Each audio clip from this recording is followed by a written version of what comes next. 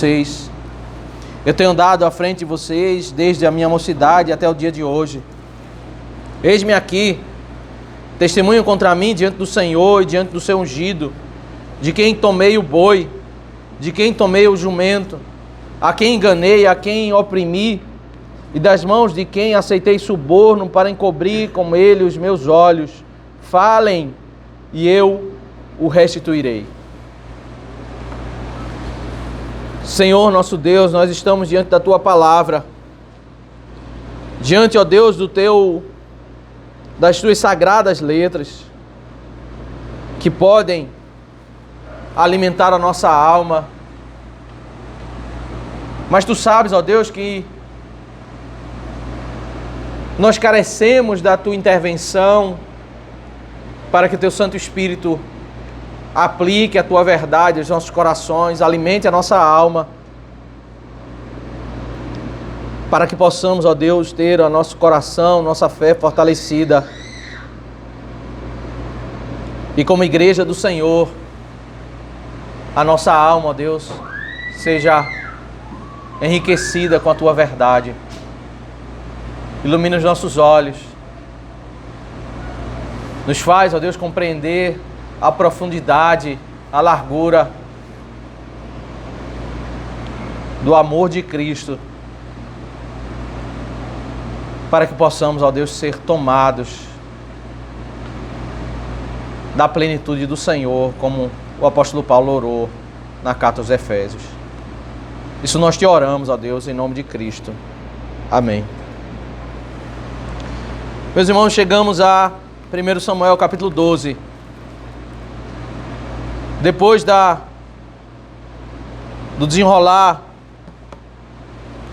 da guerra, da vitória sobre os amonitas. Agora no capítulo 12, Samuel, na sua velhice, chama todo o povo para que eles testemunhem contra ele se ele havia feito algo de errado.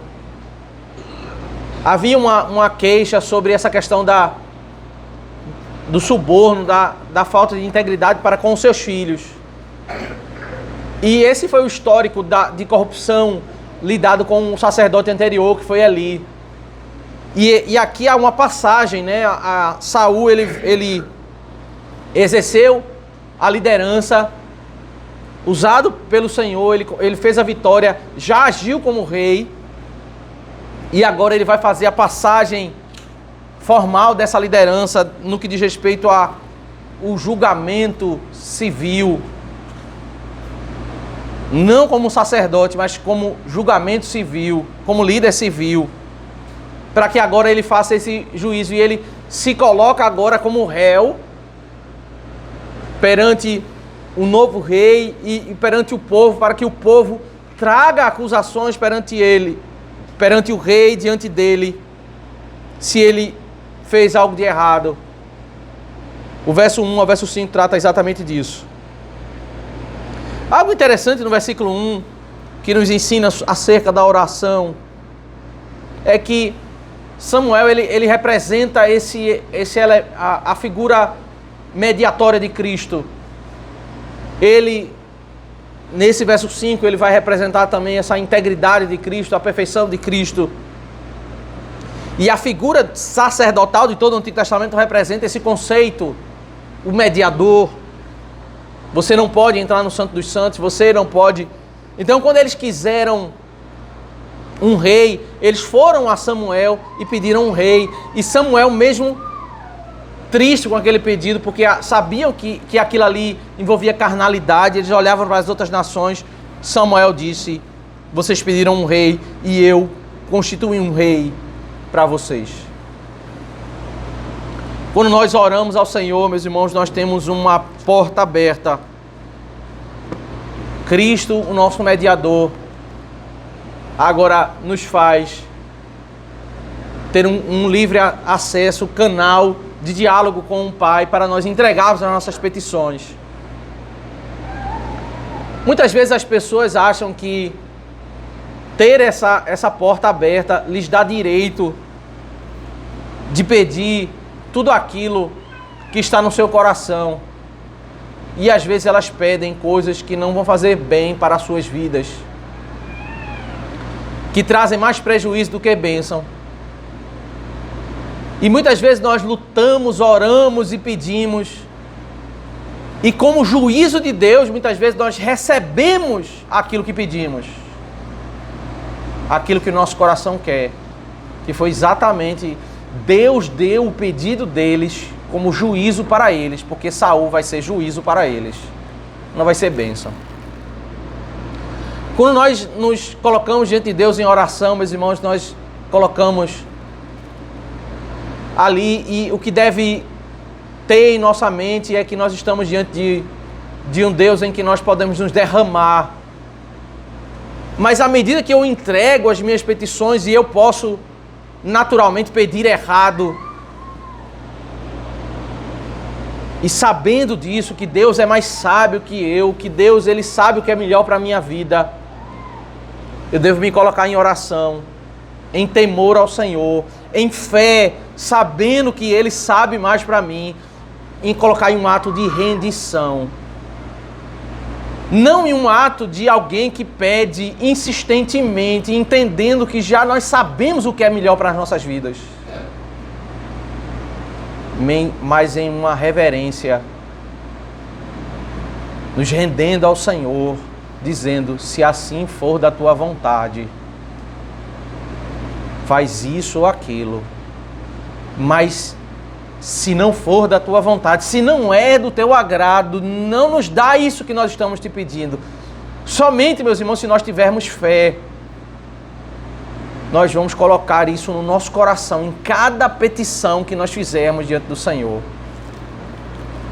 Mas se nós não tivermos fé de que Deus é mais sábio que nós vamos fazer o que Israel fez nos capítulos anteriores. Eles pediram um rei e Deus disse, não vai ser bom para vocês. E eles disseram, tudo bem, mas nós queremos um rei. Nós queremos um rei. E eles insistiram. Muitas vezes, meus irmãos, a insistência em determinados pedidos, e nós precisamos fazer a diferença. Quando que a perseverança na oração ela é algo bíblico e saudável, e quando ela se transforma numa insistência, não pela busca da vontade de Deus, mas pela busca daquilo que o meu coração quer, ignorando toda a vontade de Deus sobre a minha vida. Quando a Bíblia nos chama para orar, não é para continuamente insistirmos e corrermos a nossa caminhada atrás dos nossos próprios desejos, mas perseverarmos nessa rendição de clamarmos ao Senhor pela sua vontade. Senhor, e no meio disso nós podemos pedir sobre bênçãos materiais, podemos pedir sobre saúde, podemos pedir sobre os nossos sonhos, mas cuidado para que não nos agarremos de tal modo aos nossos sonhos, aos nossos objetivos, aquilo que está diante do nosso coração, e não nos transformemos isso em ídolos. A oração do crente, ela sempre deve estar associada com esse ato de rendição. Esse ato de reconhecer que Deus é mais sábio e que Ele pode me dar para o bem da minha alma, e Ele pode não me dar para o bem da minha alma. Nós nos rendemos, não temos o Senhor como nosso Deus, como um amuleto para corrermos atrás de tudo aquilo que é material da vida, mas como um Pai que vai nos dar algumas coisas e não vai nos dar algumas coisas. Algumas nós vamos entender, algumas nós não vamos entender. Mas o prejuízo que nós podemos ter ao recebermos do Senhor aquilo que Ele não é agradável a Ele, mas a teimosia do nosso coração insiste em pedir, isso pode nos trazer muitos prejuízos. Vocês pediram um rei e eu atendi e constituí um rei para vocês. Basta, meus irmãos, a euforia de receber Saul, ela dura por um pouco de tempo. Você basta ver a caminhada do povo de Deus no livro de 1 Samuel para ver o caos que se tornou aquele sonho do povo de Israel. O tempo, ele evidencia como muitos dos nossos sonhos, eles não fizeram bem para a nossa vida e para a nossa família. Você pode pensar, né, há 20 anos atrás, 15 anos atrás, nós às vezes tínhamos um foco em algo que era aquilo que era maior para a nossa vida, e nós lutamos, oramos, meditamos, e muitas vezes nós conseguimos aquilo ali, mas aquilo ali não fez bem para a nossa alma. Precisamos, ao orar ao Senhor, ter essa cautela, para que as respostas das nossas orações elas sejam graciosas, elas não sejam juízo. A ênfase agora, do verso 2 ao verso 5, é sobre essa integridade de Samuel, né? Claramente apontando para a integridade de Cristo. E agora eis que vocês têm um rei que irá diante de vocês, e eu já sou velho e tenho os cabelos brancos, e os meus filhos estão com vocês. Eu tenho andado à frente de vocês desde a minha mocidade até o dia de hoje. Eis-me aqui. Testemunho contra mim diante do Senhor e diante do seu ungido, de quem tomei o boi, de quem tomei o jumento, a quem enganei, a quem oprimi, e das mãos de quem aceitei suborno para encobrir com ele os meus olhos. Falem, e eu restituirei. Então responderam: você não nos defraudou, nem nos oprimiu, nem tomou alguma coisa das mãos de ninguém. E ele lhes disse: o Senhor é testemunha contra vocês, e também o seu ungido é hoje testemunha de que vocês não encontraram nada nas minhas mãos.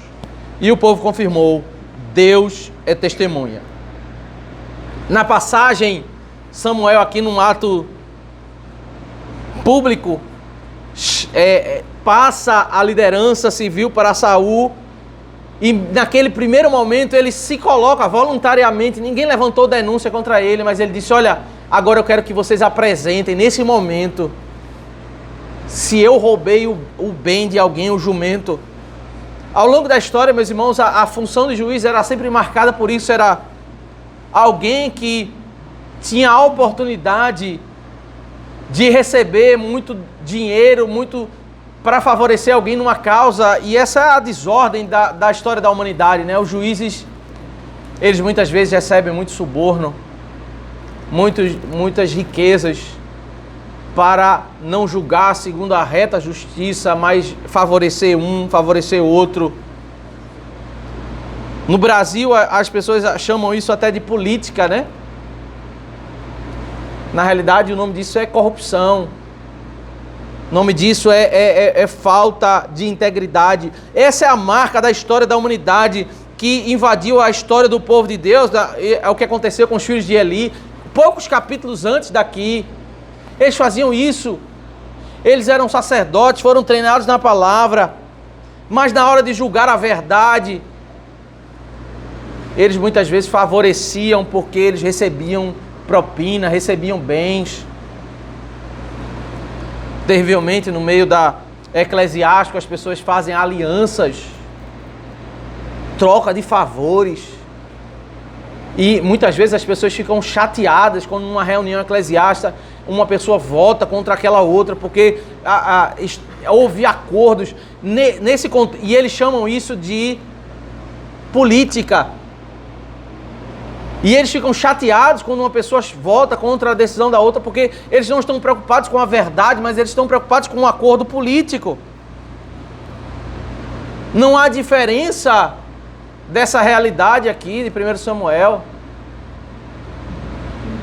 Essa é a realidade, meus irmãos, da história da humanidade. Isso é o coração humano. Quando muitas vezes o homem, cometendo pecado, se distanciando de Deus, ele vai se apartando, ele vai vivendo aquilo que é a realidade do homem, que é a realidade pecaminosa. O que esse texto nos mostra não é a realidade simplesmente de um homem. Esse homem, ele sem dúvida, ele foi correto no seu ministério. Mas o ponto da redenção aqui, da história da redenção, é como o nosso mediador Cristo, ele está sendo representado por esse esse homem que é sem pecado, incorruptível. O homem sem pecado, Cristo. Somente por isso ele pode ser o nosso mediador. Imagine você escolher um homem belo, forte, que vai se mostrar que ele é muito corruptível, e rejeitar aquele que externamente não aparenta ter glória. Você não vai ver Samuel envolvido em guerra, mas ao longo de toda a sua caminhada ele não aceitou suborno, porque ele amava a verdade. Assim foi o nosso Redentor ao vir ao mundo. O mundo não o recebeu.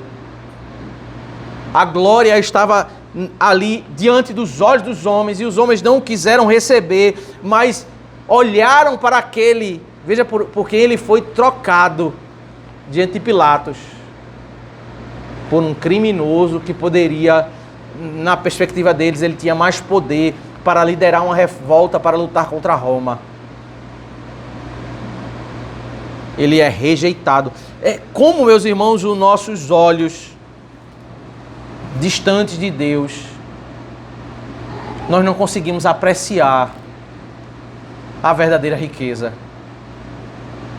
Quando nossos olhos estão tão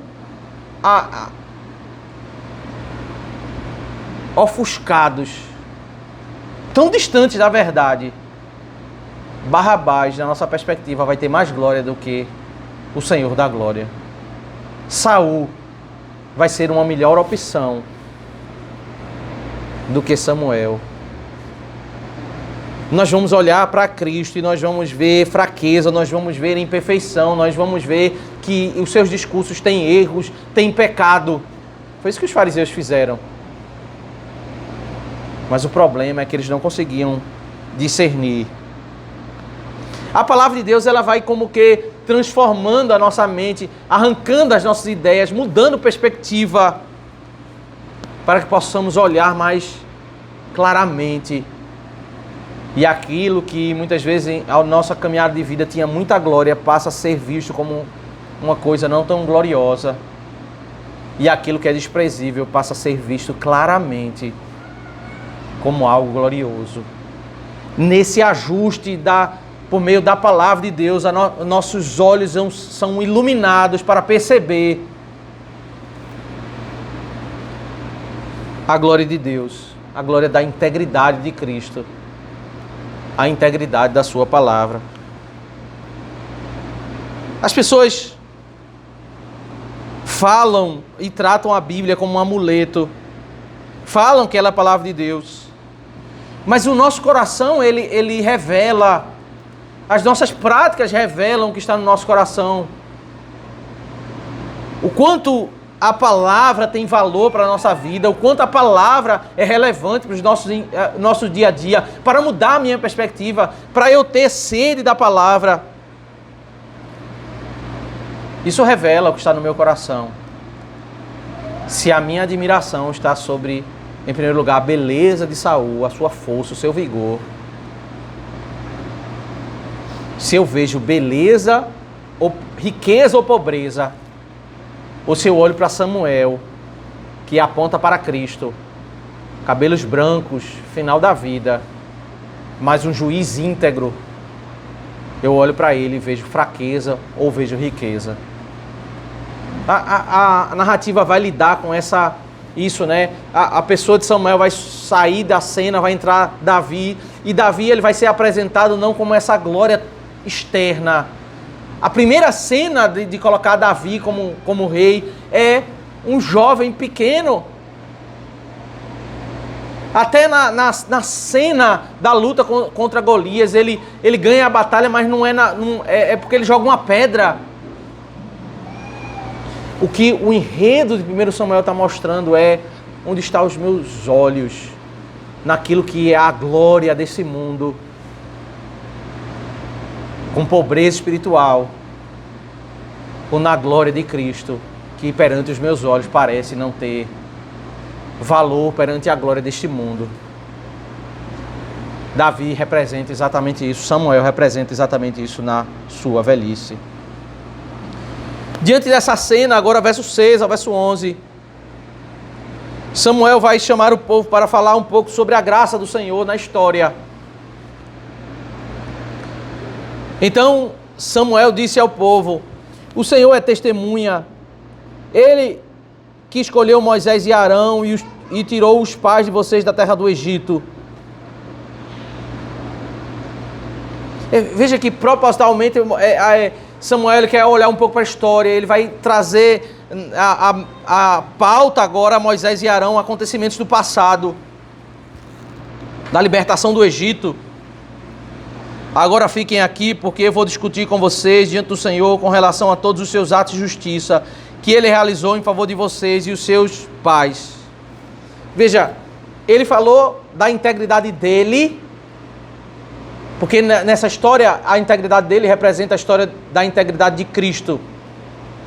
E aí ele pula para o tópico da história que vai falar sobre os atos de justiça de Deus.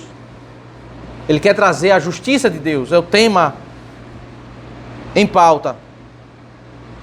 Depois que Jacó havia entrado no Egito, os pais de vocês clamaram ao Senhor, e o Senhor enviou Moisés e Arão, que os tiraram do Egito e os fizeram habitar neste lugar. Porém, os pais de vocês se esqueceram do Senhor, seu Deus.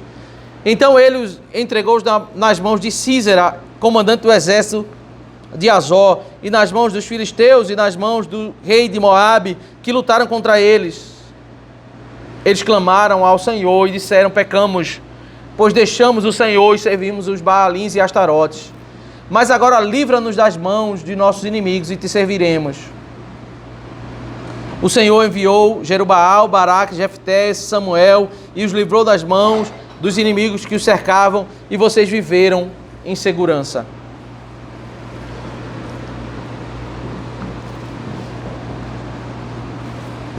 Uma história, um panorama de vários acontecimentos históricos, né? Que Samuel faz o povo meditar nessa história para ver um ponto de conexão com o que eles estão vivendo com esses vários acontecimentos.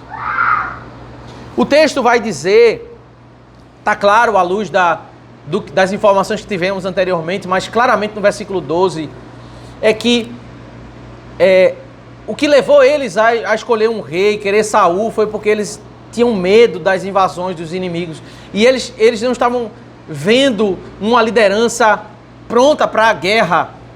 Eles, no pedido, eles disseram assim: nós queremos um rei para ir diante de nós, para nós guerrearmos. Eles queriam uma proteção mais para a vida dele, eles queriam um exército, eles queriam um rei sábio, um rei forte, alguém que liderasse eles da guerra, porque eles estavam temendo os inimigos. E eles acharam que a melhor solução para eles, essa é uma preocupação relevante, né? Temer a invasão dos inimigos. Mas o ponto é que eles acharam que a solução para eles era um rei nos moldes de Saul. Um homem poderoso, forte nas batalhas como Saul. E aí o que Samuel faz é olhar para o passado e ver que em alguns momentos na história eles tiveram crises. Eles foram dominados por inimigos. Eles tiveram derrotas, eles oraram a Deus e Deus enviou pessoas para libertar eles. Mas o que Samuel quer fazer nesse mini panorama do livro de Êxodo e Juízes é dizer o seguinte: que as crises e os fracassos que eles tiveram não foi por causa da fraqueza da glória desse mundo, mas foi por causa da fraqueza da glória espiritual. Não foi por causa de habilidade de guerras que eles perderam e se tornaram cativos, como no Egito, como no verso 9, nas mãos de Sísera, nas mãos dos filisteus. Por que eles fizeram isso? Eles caíram nesse enredo de serem dominados, porque eles tiveram problemas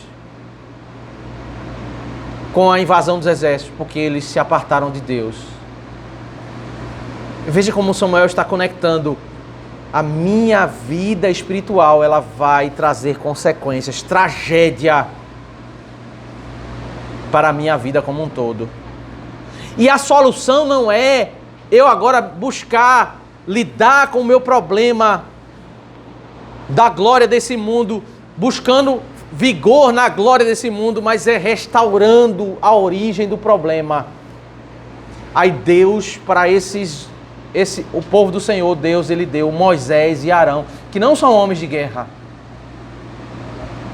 Moisés e Arão, eles são pregadores da verdade. Eles não vão chegar diante de Faraó para com uma espada lutar, com habilidade de estratégia de guerra. Eles vão pregar a verdade. Eles ouvem do Senhor e pregam a verdade.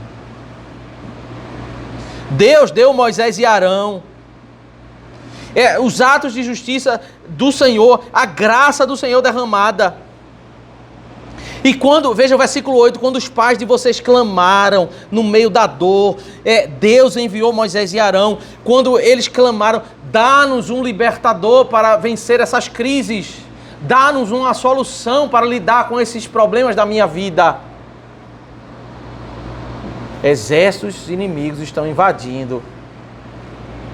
Aí os juízes que foram levantados, eles diziam assim: vamos orar, vamos nos arrepender e o resto Deus vai resolver. E Deus ia adiante do povo. Às vezes, meus irmãos, nós temos problemas em nossas vidas e nós nos concentramos equivocadamente nas soluções, quando nós deveríamos focar em enriquecer a nossa alma e deixar Deus lutar as guerras por nós. Deus não deu guerreiros, Deus deu Moisés e Arão. Aí eles voltam a pecar, né? O verso 9 diz: porém os pais de vocês esqueceram do Senhor, seu Deus.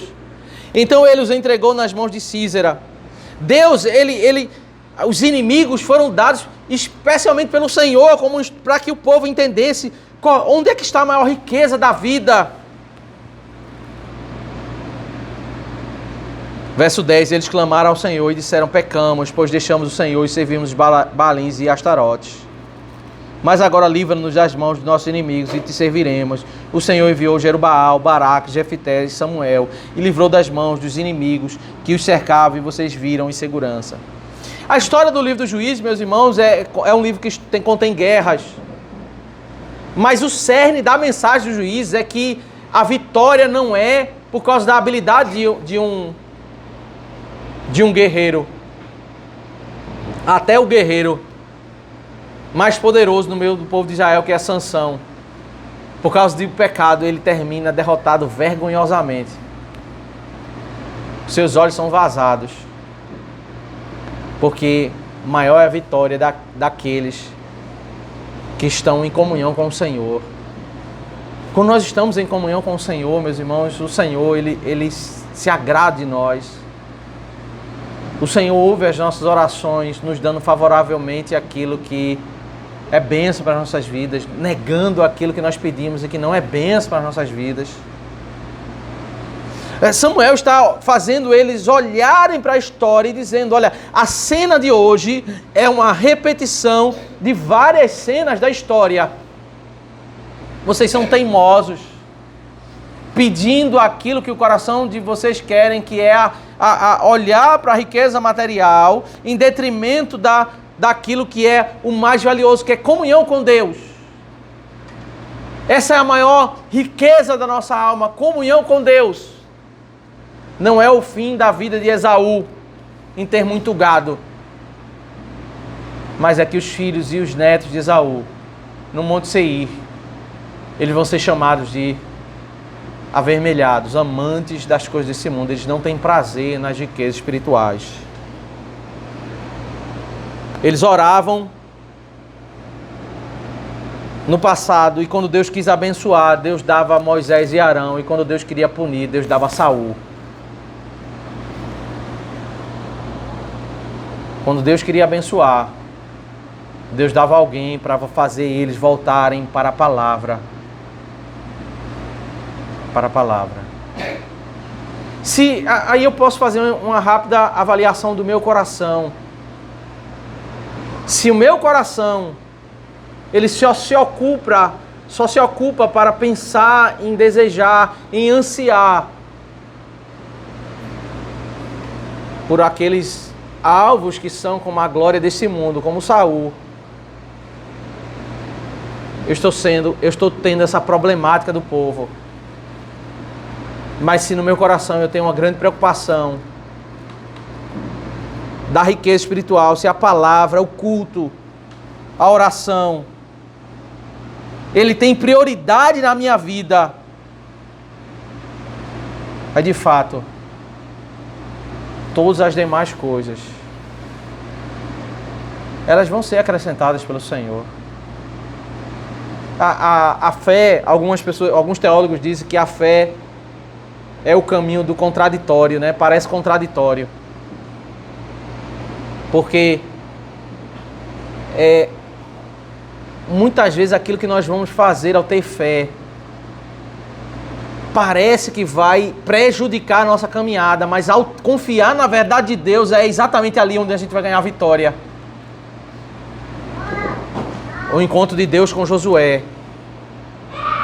O Senhor diz, medita na palavra.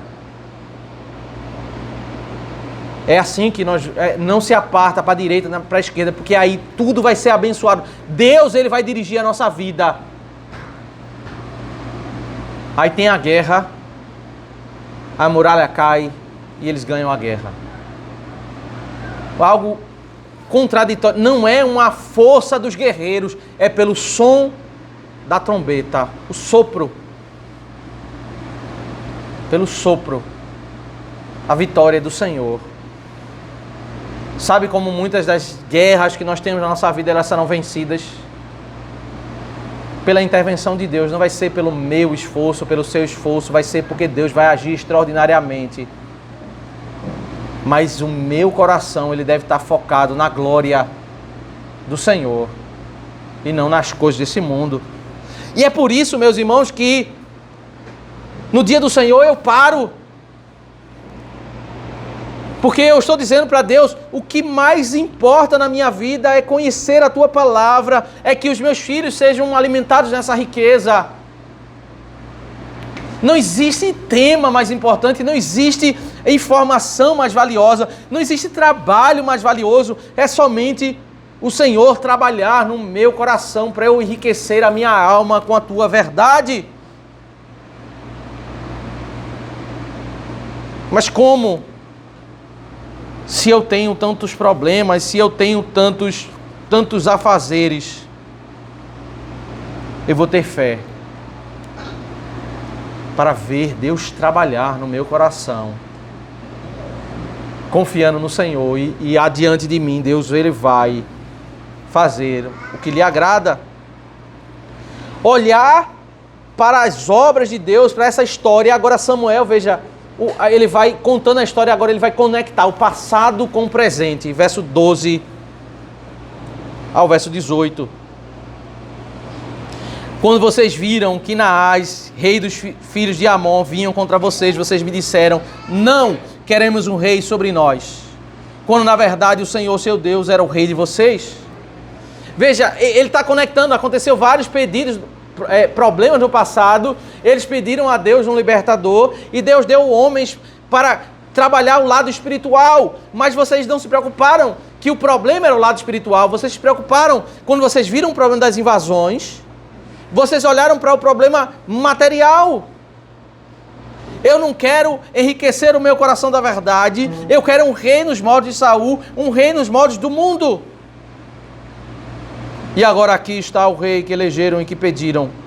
E eis que o Senhor deu um rei a vocês. Se vocês temerem o Senhor, se o servirem, se derem ouvidos à sua voz, se forem rebeldes ao seu mandato, se seguirem o Senhor e não forem rebeldes ao seu mandato, e se seguirem o Senhor, seu Deus, tanto vocês como o rei que governa sobre vocês, então tudo lhes irá bem.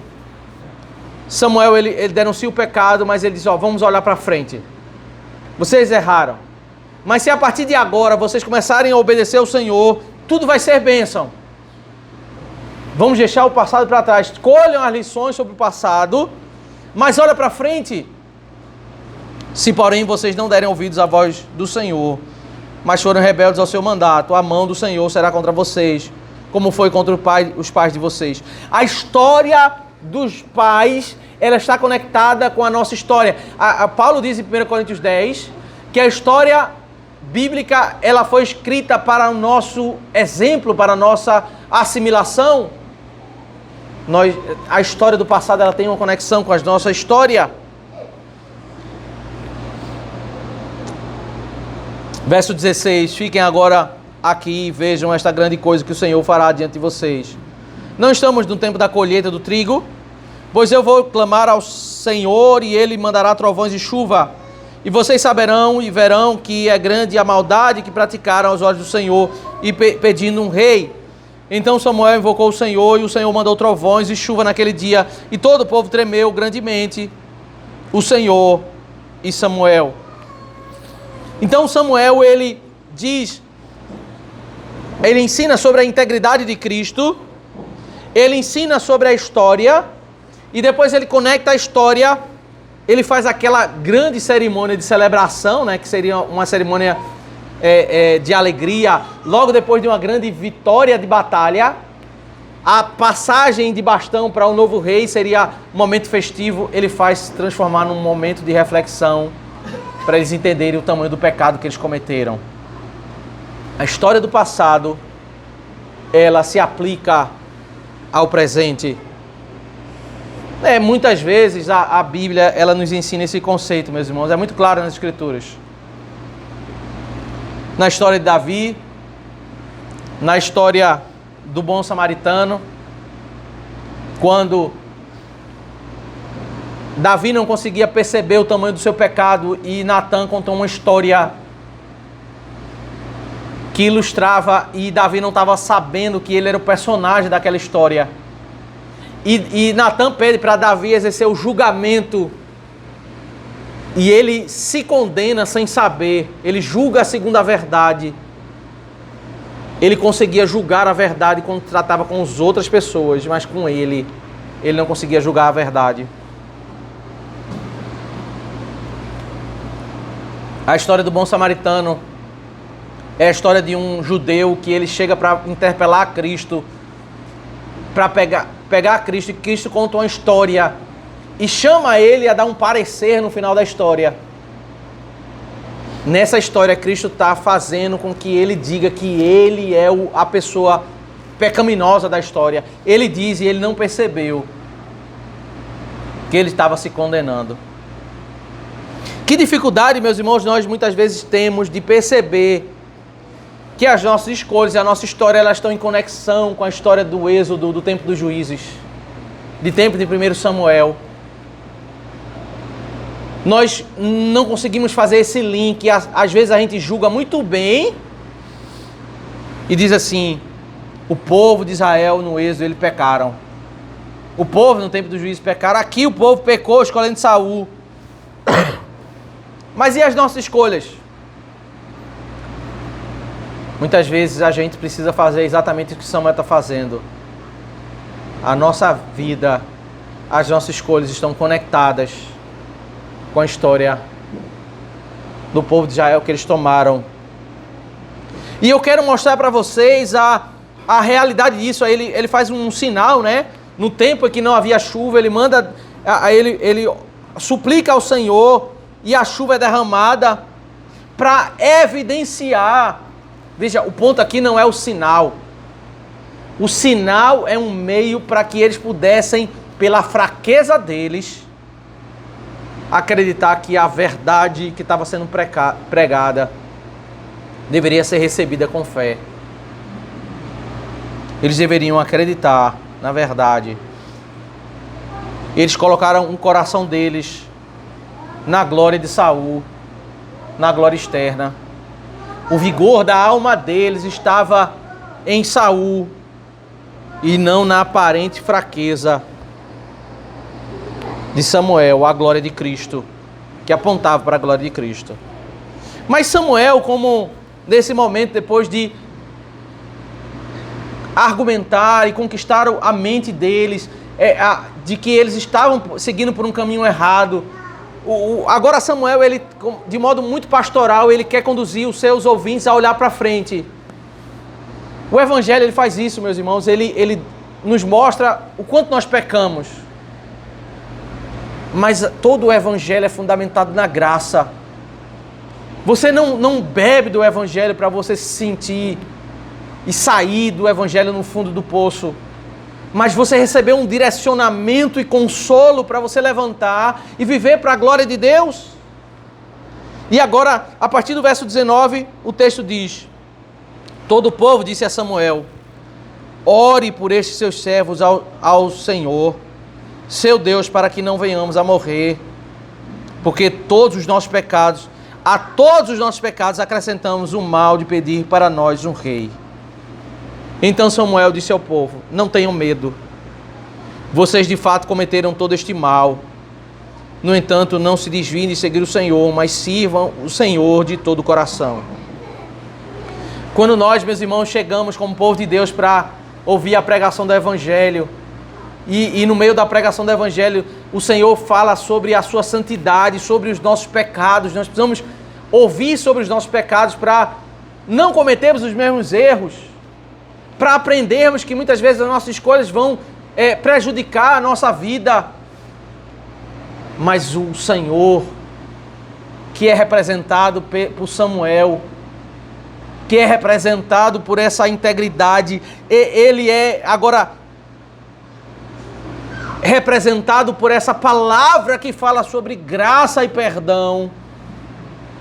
É exatamente a palavra do Evangelho. Você pode ter cometido qualquer erro na sua vida, mas o Senhor, ele diz o seguinte: não tenha medo, esqueça o seu passado, se arrependa e olhe para frente. O Evangelho, meus irmãos, ele denuncia os nossos erros, não para nós nos afundarmos e nos autocondenarmos, mas para nos mostrar que ao recebermos o perdão de Deus, nós podemos encontrar consolo para a nossa alma. Um dos grandes problemas que nós temos é que muitas vezes nós não nos perdoamos. Nós vivemos em angústia por termos errado no passado. E nós não conseguimos lidar com o sistema da graça, com o Evangelho da graça. Sabe, você chega diante do Senhor, o Senhor diz: olha, o que você fez foi pecado. Você reconhece diante de Deus, mas você não consegue sentir paz porque o seu coração não descansa na graça. E a graça, meus irmãos, não é que você precisa fazer uma obra de reparação para que Deus diga para você que você está perdoado. A obra da graça é: você não precisa fazer nada. Creia no perdão de Deus. Você já está perdoado. Desfrute da paz na presença do Senhor. A palavra do Senhor não, apesar de toda a pregação que fala sobre pecado, no final, pastoralmente, ele vai dizer: não tenham medo. O que Deus quer é que vocês olhem para trás e reconheçam: não foi um caminho sábio que eu tomei, mas agora não tenham medo. Esse é o Evangelho da graça, meus irmãos. Evangelho. Muitas vezes nós temos crise na vida, sabe, porque a gente fala da graça, mas o nosso coração, ele é teimoso. Às vezes a gente não quer se perdoar, a gente não quer acreditar que Deus nos perdoa. E a gente fica meio que tentando um sistema de reparação. Mas Deus diz para nós: não tenham medo. Se Cristo é o meu Redentor, eu vou limpar os meus olhos para entender que a riqueza maior não é Saul, mas é a glória de Cristo. Mas para o bem da tua saúde mental, para o bem da tua saúde espiritual, para de pensar no teu passado. Foca naquilo que você pode fazer para enriquecer mais a tua alma. O que é que você pode fazer para não cometer os mesmos erros do tempo dos juízes, os erros de Êxodo, os erros de 1 Samuel. A meditação sobre os meus erros, ela só é saudável para eu reconhecer o pecado e não repetir os mesmos erros, mas não para eu viver me condenando. Deus nos perdoa, meus irmãos. Ele nos salva pela graça. E a nossa vida é continuamente pela graça. É pela graça que nós caminhamos. Não tenham medo. Vocês de fato cometeram todo este mal, no entanto não se desviem de seguir o Senhor, mas sirvam o Senhor de todo o coração. Não se desviem, pois vocês estarão seguindo coisas vãs, que nada aproveitam e que não os podem livrar, porque são vaidade. Sabe o que é vaidade, meus irmãos? E esse é um grande problema da vida. Em Eclesiastes a Bíblia diz que a vaidade é a vida de uma pessoa que corre atrás de vento. Ela corre atrás de coisas, tentando abraçar coisas como se elas fossem a grande solução para a vida delas. E são vento. Elas são coisas passageiras, coisas sem glória. Aí veja que palavra de consolo, palavra de esperança para o povo de Deus. No verso 22 diz: pois o Senhor, por causa do seu grande nome, não abandonará o seu povo, porque o Senhor decidiu fazer de vocês o seu povo. Sabe por que Deus vai abençoar a minha vida e a sua vida? Não é por causa do nosso mérito. É por causa do nome dEle. Ele colocou o nome dEle em nós. Agora nós somos filhos de Deus. E Deus vai nos abençoar. Nós pecamos, viemos ao Senhor pedir perdão, restaurar a nossa comunhão, mas saia, meus irmãos, com essa palavra de consolo e esperança. O meu futuro não será uma tragédia, porque Deus não abandonará o seu povo. Deus, Ele tem por causa do seu grande nome, porque o seu nome colocou sobre nós graça e misericórdia. Os nossos dias estão dirigidos. O Senhor decidiu fazer de vocês o seu povo. Ele nos ama. Ele não vai nos abandonar. A glória não está em olharmos para Saul. Nós vamos olhar para o Senhor. Mas ao olhar para o Senhor, nossa vida não será um fracasso. Por causa do amor que o Senhor tem sobre o seu nome que está em nós. O Senhor colocou o seu nome em nós. Quanto a mim, longe de mim, que eu peque contra o Senhor, deixando de orar por vocês. Pelo contrário, eu lhes ensinarei o caminho bom e direito. Ele lá no início, eles pediram, né? No verso 19, ore por nós. Meus irmãos, você pode ter cometido qualquer erro na sua vida. Cristo, o nosso mediador, não vai deixar de interceder por nós. Ele que é fiel, nós o ofendemos quando pecamos, mas Ele não nos abandona. Ele ora por nós. Ele intercede por nós. O seu favor, a sua glória é derramada. Os benefícios da glória da sua obra são derramados sobre nós. A denúncia do pecado, ela tem um propósito. É um propósito de nos ensinar um caminho que não vai nos levar ao sofrimento. Mas a denúncia do pecado não nos direciona a um sistema de mérito, porque no Evangelho nós temos graça e perdão. Nós temos consolo. Deus olha para nós e diz: não tenham medo. Não tenham medo, Deus perdoa a sua vida. Mas nós não podemos, meus irmãos, fazer desse perdão um meio pelo qual nós zombemos de Deus e voltemos novamente ao pecado. Na oração do Pai Nosso, nós pedimos: perdoa as nossas dívidas, mas também nós pedimos: não nos deixes cair em tentação. Sobre o passado, Deus me perdoou, mas sobre o futuro, eu preciso me preocupar em não pecar mais. Porque os meus olhos e o meu coração devem estar na riqueza da comunhão com Deus. E por isso Samuel termina essa palavra no verso 24 e 25.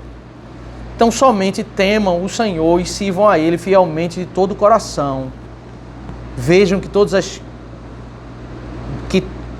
que coisas grandiosas Ele fez por vocês.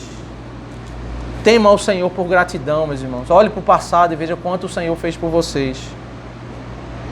Se, porém, continuarem a fazer o mal, perecerão, tanto vocês como o seu rei. A consequência não é que Deus vai abandonar, Ele já disse que Deus não vai abandonar. Mas a consequência direta do pecado é que nós vamos viver em sofrimento. Deus não vai abandonar. Você não vai perder a sua salvação. Deus vai estar sempre pronto para te perdoar. Mas você quer ter paz na sua vida? Você quer ter alegria na sua vida? Tema o Senhor. É o melhor caminho. Samuel, ele diz o seguinte, ele vai fazer duas coisas para promover esse caminho bom para o povo de Deus. Ele vai orar e ele vai ensinar o caminho bom e direito.